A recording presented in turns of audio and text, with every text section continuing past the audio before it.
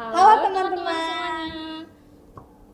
kembali lagi bersama kami di Prastapata, Podcast podcast statistikawan dan pakar data. data.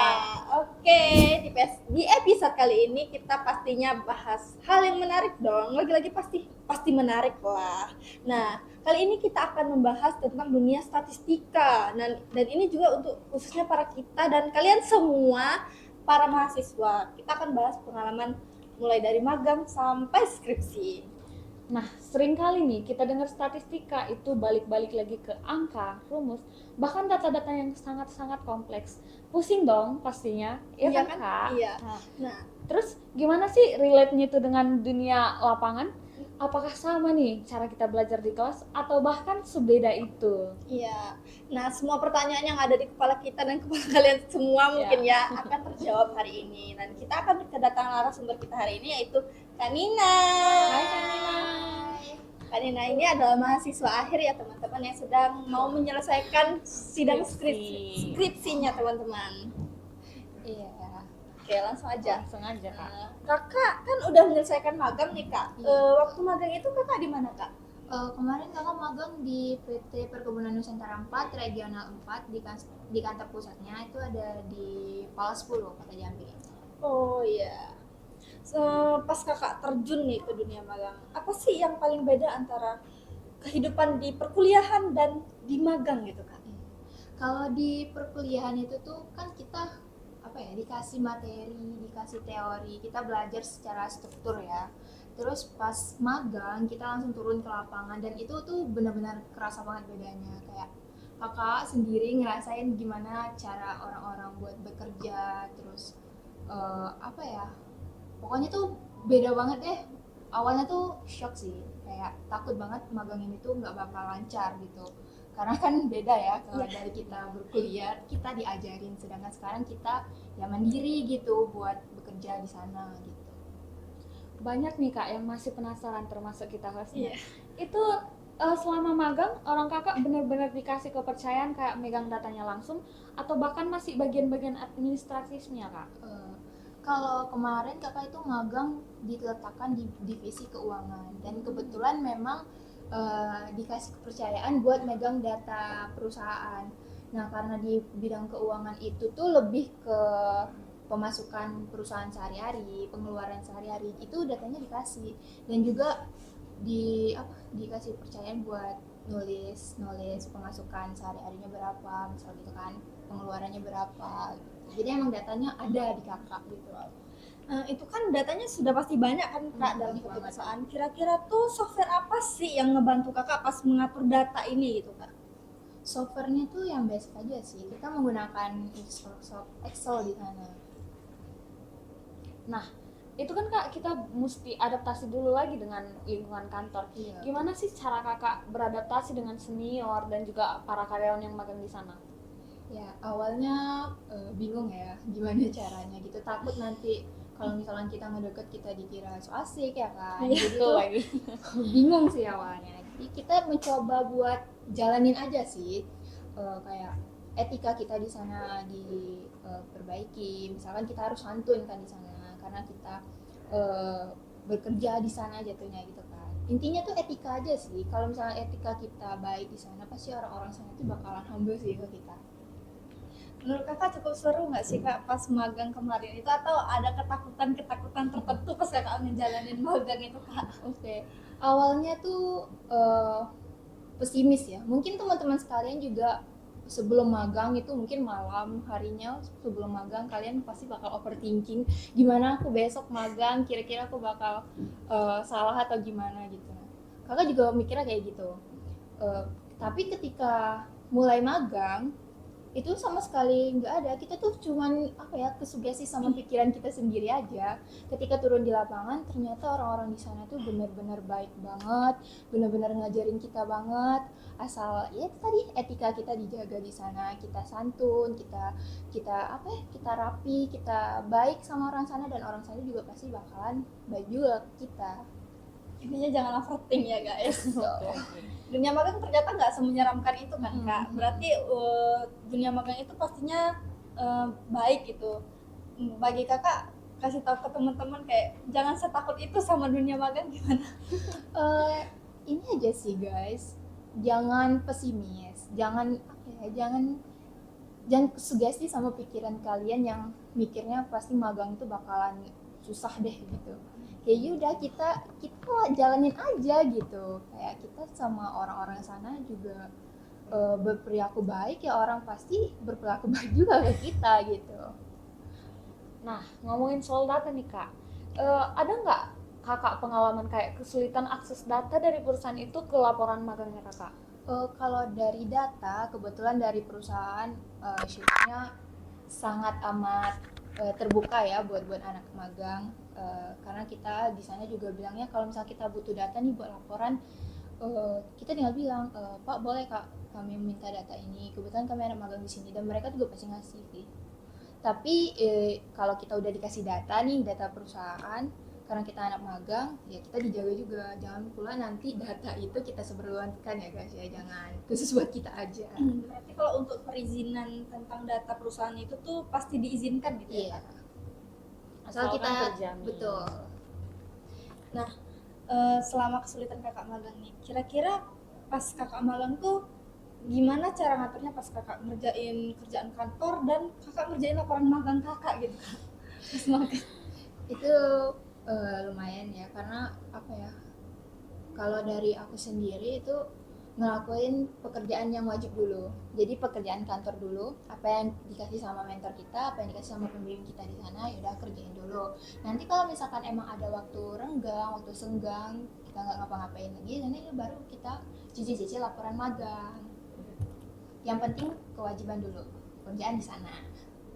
Nah, kadang nih kan Kak, realita itu nggak seindah bayangan kita di awal. Gimana nih Kak, kalau semisal sebenarnya kita selama magang itu beda dari rencana awal kita dalam membuat laporan, Magang. ya laporan proposal di awal. Itu gimana sih Kak? Belum lagi kayak kita mengkonsultasikan dengan dosen pembimbing, benar-benar rumit kan? Awalnya juga sebelum magang itu kakak pernah nyari beberapa referensi gitulah, judul-judul yang sekiranya bisa dipakai buat laporan magang di artikel jurnal gitu kan. Udah ada dapet nih beberapa referensi yang kira-kiranya datanya tuh bakal ada di data perkebunan, kan PTPN perkebunan ya. Nah tapi pas nyampe ke lapangan ternyata data itu tuh sebenarnya bukan data ya, kayak data dan metode itu tuh susah buat diimplementasikan kepada laporan magang. Jadi kebingungan kan, karena kayak kehabisan ide juga gimana caranya buat laporan magang ini, karena ide-ide yang sebelumnya tuh ternyata tuh nggak dapet di sini. Nah itu tuh lumayan kayak pusing banget, karena juga pekerjaan di tempat magang tuh lumayan banyak juga kan. Jadi tuh kayak coba-coba lagi. Intinya tuh jangan nyerah kita buat nyari-nyari, terus juga kita jangan lupa bertanya sama pembimbing. Kebetulan kemarin punya pembimbing yang baik banget, baik banget. Jadi semua masalah di PTPN tuh kakak tanyain kayak, Bang, sekiranya di PTPN ini punya masalah apa ya gitu, yang bisa dipakai, yang bisa diselesaikan dengan metode matematika gitu. Dikasih tahu sama dia, ada nih masalah ini nih, coba bisa nggak dijadiin. Nah dari situlah ada ide-ide, akhirnya dapet lagi ide, dan alhamdulillah pas kasih tahu ke dosen pembimbing magang, di ACC sama dosen, sampai akhirnya jadi tuh laporan.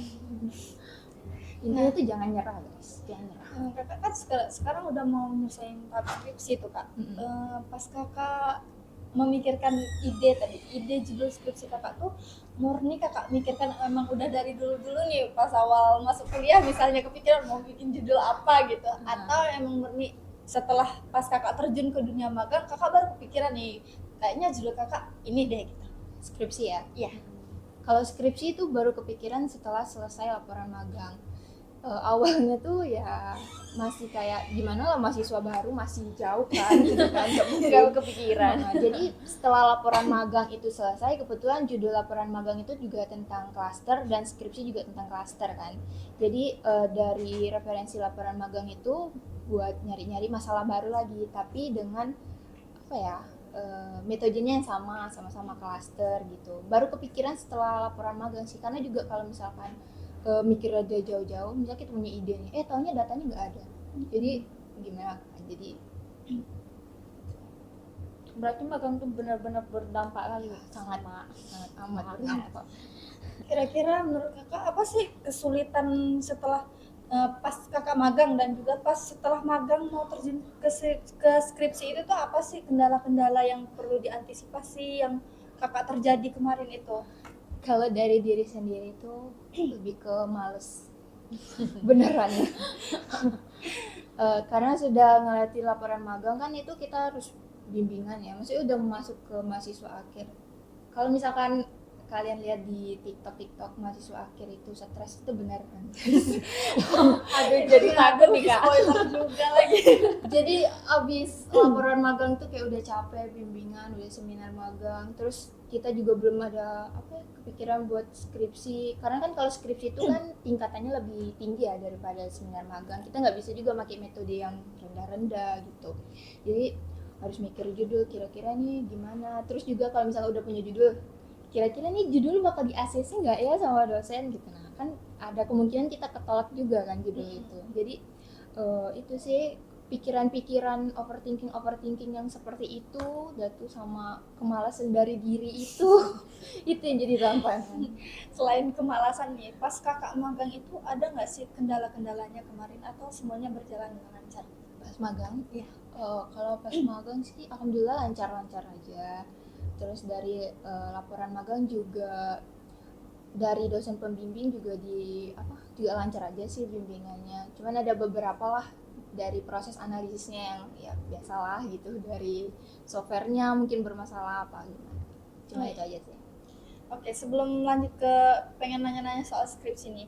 Sebelum kakak terjun ke magang nih, sebenarnya apa sih tahapan-tahapan dari magang, selesai magang, ngapain aja tuh kira-kira kak sampai ke skripsinya?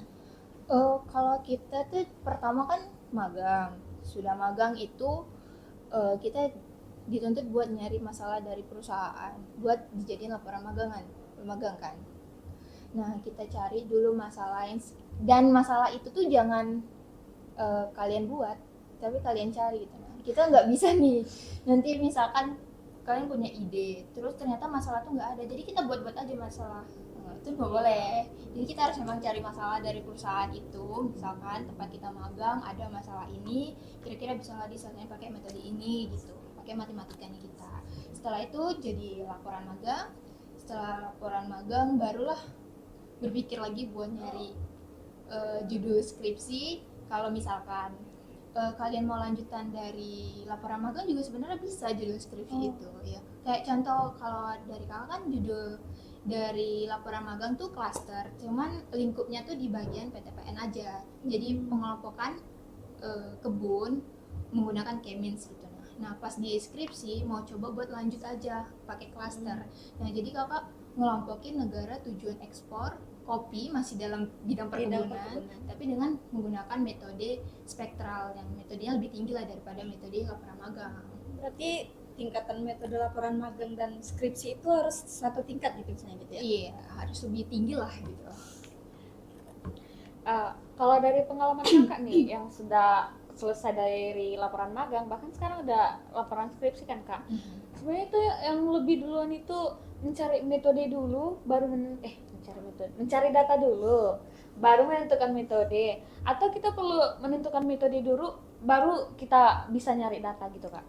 Kalau menurut kakak itu baiknya cari data dulu ya, karena kalau kita udah dapat data kita bisa menyesuaikan dengan metode. Tapi kalau misalnya kita cari metode dulu, belum tentu datanya ada, karena kan metode itu punya karakteristik lah. Misalkan metode A itu datanya harus kayak gini gitu kan. Jadi lebih baik kita cari data dulu, baru kita tentukan metode yang sesuai sama data itu.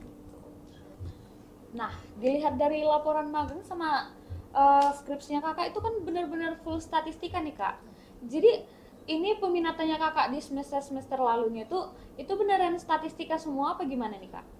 Kalau dari peminatan itu nggak semuanya statistik ya. Kakak juga pernah ngambil di luar statistik, misal kayak ngambil terapan, itu misal kayak di teori graf sama di metode optimisasi. Sebenarnya itu karena penasaran aja sama jalan matematikanya dari selainnya statistika gitu loh. Jadi kita tuh nggak harus statistik terus gitu. Kalau misalnya kita kepo, ya kita penasaran, siapa tahu kita pun dapat ilmu baru lagi kan dari sana. Ya udah nggak apa-apa diambil juga. Kakak juga ngambil metode selain statistik. Oke, berarti walaupun skripsinya ngebahas tentang statistika banget nih di kakak nih, berarti pas perkuliahan itu nggak harus selalu statistika Iya, banget gitu ya kak. betul. Berarti ilmu terapan itu kemungkinan terpakai atau tidak? Pasti terpakai, semua ilmu matematika itu pasti terpakai, mau dari statistik, terapan ataupun murni, karena memang ya kita hidup aja tuh pasti pakai matematika kan. Semuanya tuh pasti terpakai. Nah, pertanyaan nih Kak, kok bisa-bisanya Kakak benar-benar full statistika gitu loh Kak? Sedangkan kami aja masih kayak ke distrik statistika itu benar-benar pusing. Iya kak, Kalau bisa benar-benar jauh lah. minat banget sama Iya. statistika, karena bagi kita nih ya orang yang belum terarah banget pengen statistika atau terapan, gampang susahnya yang mana Iya. gitu. Karena aku cinta statistika. Cinta statistika ya teman-teman. Tapi sih karena seru aja di statistika tuh sebenarnya. Awalnya juga kayak mikir, apalagi kalau kita belajar statmat ya, itu kan banyak banget tuh turunan Iya, rumusannya bener kan. banget. Pusing lah pasti. Tapi sebenarnya kalau misalnya kita belajar, emang benar-benar mau belajar, itu tuh seru loh sebenarnya. Berbelajar. Seru ya guys, statistika itu Iya. seru. Menganalisis data tuh seru. Tapi pernah nggak sih Kakak benar-benar muak kayak sudah ngolah data tapi salah? Kesalahannya di mana sampai muak kali gitu Kak? Pernah. Mual statistika Pasti gitu. pernah. Pasti pernah kayak kemarin ngolah data dari skripsi, ternyata tuh hasilnya tuh apa jelek lah gitu. Nah, kakak pikir itu emang kesalahan data kan? Ternyata ada kesalahan dari sintaks software. Oh. Dan itu tuh bener-bener kayak mau nangis asli. Kayak ini gimana kalau misalkan hasil dari penelitian aku tuh jelek gitu, kayak nanti pasti gimana pandang dari dosen pembimbing, dosen penguji itu pasti kena bantai kan. Terus pas dilihat ternyata ini kesalahan dari software. Ya gimana, capek tuh capek, tapi ya udah jalinin aja gitu. Berarti kakaknya sangat-sangat cinta statistika. Iya. Walaupun pernah nggak sih dibikin nangis belajar statistika yang menurut kakak itu seru tapi bikin nangis Iya. gitu. pernah Benar-benar menguras banget. awal-awal belajar statistika itu apa ya, metode statistika itu waktu itu pernah belajar, kalau tidak salah tuh materinya tuh tentang data kelompok kalau tidak salah. Nah itu tuh itu susah banget, kayak mau dicari di Google juga nggak ada jawabannya, cari di AI juga nggak jelas. itu sih yang bikin nangis. Statistika nggak bisa dibantu sama AI ternyata teman-teman. Iya. Itu tapi ya, seru. Seru. Satu kata untuk statistika, seru. Tapi pas Kakak itu pas apa namanya kesalahannya itu benar-benar kayak masih sulit ditemukan, ada nggak sih rasa terbisit di Kakak, pindah aja lah ke peminatan lain gitu? Pernah juga. Jadi waktu itu lagi pusing-pusing statistik, makanya waktu itu di semester 6 mau coba buat kepo ke mata kuliah matematika terapan. Nah sekiranya mungkin di terapan aku menemukan apa ya, jalanku lah gitu. Ternyata tuh nggak, balik lagi ke statistik juga, mau senangis apapun juga statistik tetap. Teman-teman. Ini garis keras ini. Ya, pas kakak udah ngejalanin kelas statistik nih, dari peminatannya semua, pas masuk ngejalanin skripsi juga milih statistik kan kak. Iya. Nah pas kakak itu tuh pas milih judul itu galau nggak sih di pertengahan tuh, pas ada pertimbangan kah atau mau ganti judul atau gimana gitu? Iya ada sih, itu pasti semua mahasiswa akhir ngerasain itu sih. Jadi waktu itu ada beberapa list judul gitu yang sekiranya bisa nih dipakai buat deskripsi. Terus adalah kemarin itu buat ngikut sama teman, nanya-nanya sama dia judulnya apa gitu kan. Kayaknya dia tuh ngambil metode yang apa ya, susah gitu. Nah Jadi tuh apa aku pakai metode yang susah aja ya gitu, biar keren lah skripsinya kan ya. Tapi tuh setelah dipikir-pikir kayak cuma juga ngambil metode ini kalau misalkan nanti kita bakalan stop di tengah jalan gitu, karena kita nggak paham kan. Jadi tuh ya udah balik lagi ke judul awal di spektral itu, kayaknya aku udah ngerasa kalau paham nih di metode ini gitu. Jadi insya Allah nggak bakal berhenti di tengah jalan. Gimana keadaan sekarang kakak pas ngejalanin skripsi? Boleh di spill sedikit gitu. Lumayan kritis tapi nggak apa-apa. Apa ya, karena aku ngejalanin itu dengan enjoy ya, jadi mungkin nggak terlalu apa ya, nggak terlalu pusing lah gitu. Juga alhamdulillah dari kelas, dari angkatan, dari teman-teman yang lain itu tuh benar-benar ngebantu banget, circle lah gitu kan. Mereka tuh saling membantu, saling mendukung. Nggak ada tuh yang namanya kita kejar-kejaran, kita iri-irian tuh sama sekali nggak ada. Malah kalau menurutku buat teman-teman yang udah duluan, misalkan mereka duluan nih sidang, aku belum, nah mereka tuh bakal jadi motivasi aku buat aku harus bisa tuh nyampe sana juga, gitu. ya. Gitu sih. Jadi lingkungan udah support, teman juga support. Nah, pas kakak menjalani skripsi ini ada nggak sih kendalanya gitu, entah dari diri sendiri atau pas ke dosennya atau gimana gitu? Kalau dari kendala itu tuh benar-benar dari diri sendiri sih, karena males tuh bakalan tiba-tiba datang gitu. Kayak misal nih pagi udah kepikiran, oh nanti malam mau ngerjain skripsi, buka laptop tiba-tiba ngantuk. Ke laptop, buka HP, Scroll TikTok. Jadi Tutup lagi. dari diri sendiri itu. Kalau misalnya kita nggak melawan, ya udah gitu, bakalan lama. Jadi di era gempuran mahasiswa yang sulit menghadapi dosen, ternyata kakak ini lebih ke dirinya sendiri nih teman-teman. Ini dosennya benar-benar lancar nih kak. Iya, alhamdulillah dapat pembimbing dosen yang benar-benar lancar, yang emang ngebimbing. Aku alhamdulillah seneng banget, suka banget di situ. Oke teman-teman, berarti selama ngejalanin magang, skripsi yang kayak kita lihat di platform medsos gitu kan, Iya. kayak magang tuh gini loh, pas menjalani skripsi itu susah loh, gini dosennya gini gitu. Ternyata setelah kita mendengar apa yang pengalaman Kak Nina ini, ternyata menjalankan magang dan skripsi itu nggak sesulit itulah teman-teman. Ternyata banyak lingkungan, ternyata juga mendukung. Betul, betul banget. Nah, buat teman-teman yang masih galau nih mikirin peminatan dan juga skripsinya, apa nih tips dari kakak buat mempertimbangkan kedua hal tersebut kak? Intinya adalah kita berjalan sesuai sama porsi kita aja gitu. Kalau misalkan emang kita sesuainya di statistik, ya udah di statistik. Kalau emang di lain statistik, ya udah ambil yang lain. Terus juga kalau untuk pemilihan laporan magang ya, ambil masalah dari tempat kalian itu tuh jangan yang terlalu berat. Maksudnya itu metode jangan terlalu berat, karena apa ya, jangan habiskan energi kalian banyak di laporan magang, karena nanti di skripsi kita bakal lebih gacor lagi gitu. Jadi di laporan magang itu ya udah yang santai-santai aja dulu gitu. Terus nanti pas di skripsi ya itu tadi, kita harus sesuaiin sama minat kita, sama kita mau kemana. Kita pahamin dulu diri kita itu. Kira-kira misalkan aku ngambil statistik, kira-kira bakal lancar nggak ya gitu. Nah, kalau misalkan dari hati kita tuh nggak minat di ini, ya pasti nggak bakal lancar gitu. Kira-kira kakak ada nggak sih pesan buat untuk kita berdua dan teman-teman Iya. podcast kan? Kira-kira apa sih tips and trick buat milih magang, pas mau menjalankan skripsi, dan pesan-pesan yang ingin kakak sampaikan buat kita dan teman-teman mahasiswa semuanya gitu? Terutama nih yang mau ngambil statistik juga. Iya pastinya. Tips aja ya, mungkin jangan nunggu sempurna. Jadi kita bisa ngerjain itu tuh ya kita mulai pelan-pelan aja, jangan ditunggu sempurna, karena kalau kita nunggu sempurna ya nggak bakal cepet gitu.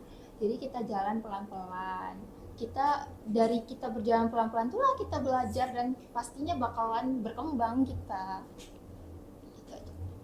Oke teman-teman, pastinya kalau kata Kak Nina tadi, pertama jangan malas.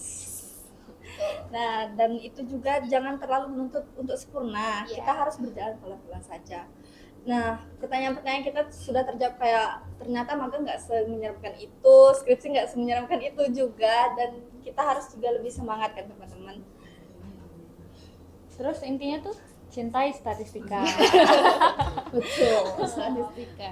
Mungkin itu saja percakapan kita hari ini ya teman-teman. Terima kasih Kak Nina karena banyak banget ternyata cukup menarik ya. Terima kasih Ternyata ya Kak. nggak semenyeramkan itu. Iya. Walaupun udah di Santai aja. spoiler agak pusing-pusingnya Iya. ya. Pusing sikit-sikit aja. Demikian berakhirnya juga podcast bersama kami. Semoga podcast ini bisa membantu teman-teman yang lagi sibuk magang, skripsi, bahkan yang masih pusing nih dalam statistika.